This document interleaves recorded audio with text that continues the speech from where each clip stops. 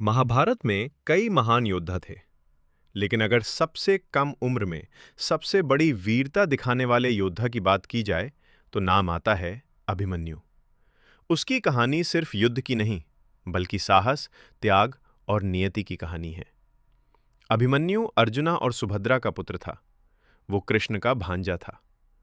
पुराणों और महाभारत की कई कथाओं के अनुसार अभिमन्यु चंद्रदेव के पुत्र वर्चस का अवतार माना जाता है।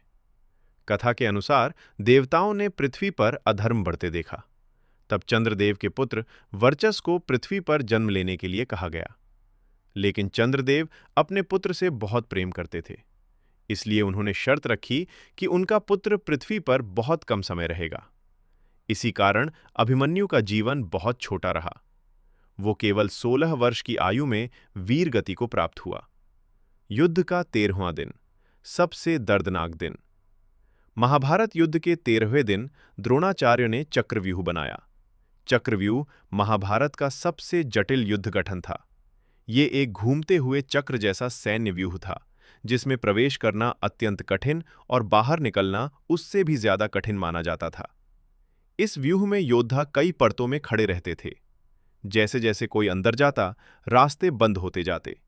इसे तोड़ने की कला बहुत कम योद्धाओं को आती थी। कृष्ण, अर्जुन, द्रोणाचार्य और कुछ चुनिंदा महारथियों को। जब सुभद्रा गर्भवती थीं, तब एक रात अर्जुना उन्हें चक्रव्यूह में प्रवेश करने की विधि बता रहे थे। गर्भ में मौजूद अभिमन्यु सब सुन रहा था।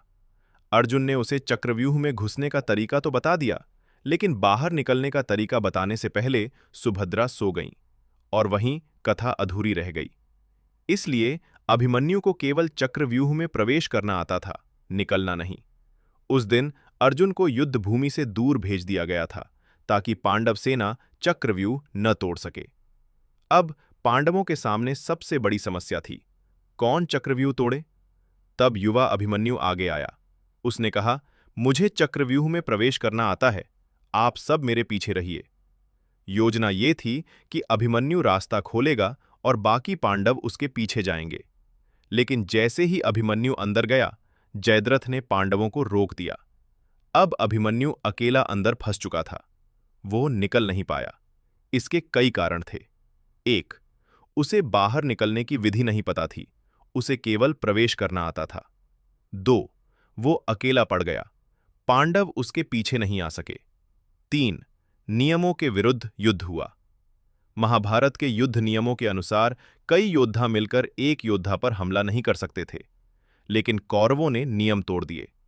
अभिमन्यु पर एक साथ कई महारथियों ने आक्रमण किया।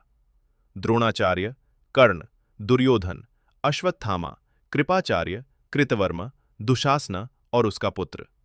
पहले उसका धनुष तोड़ा गया, फिर रथ नष्ट किया गया, घोड़े मार दिए गए, सारथी को भी मार दिया गया। लेकिन अभिमन्यु फिर भी नहीं रुका। उसने तलवार उठाई, तलवार टूट गई। फिर उसने रथ का पहिया उठाकर युद्ध किया।